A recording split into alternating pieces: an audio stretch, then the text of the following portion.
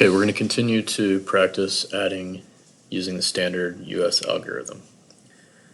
When we use the standard algorithm, we need to make sure we line up by place. So you can see my hundreds are lined up, my tens are lined up, and my ones are lined up.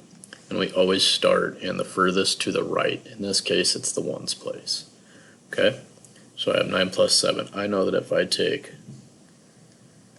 1 away and move it up to this tens frame, now I have 10 plus 6.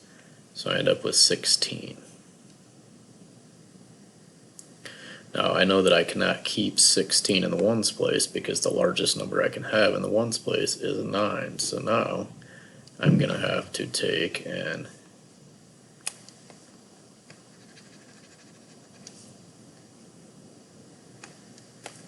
move this entire group of 10 ones into the tens place. So now I can just make another 10 on this tens frame. So instead of having 7 tens, I now have 8 tens. And I have 6 left in my ones place. Okay. How many from the 4 do I need to take away to make 10? Because I want to make 10 and add on. That's an easy strategy for us to use. So I'm going to move these two up here. So now I have 10 plus 2 more, so it equals 12. I'm going to do the same thing I did last time. I'm going to take the 10 that I made, so the 10 tens, which is equal to 100, and I'm going to move it to the hundreds place.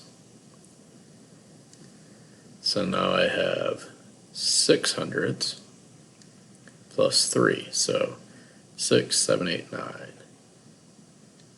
926. Okay, your job is going to be to continue on and complete the next 3.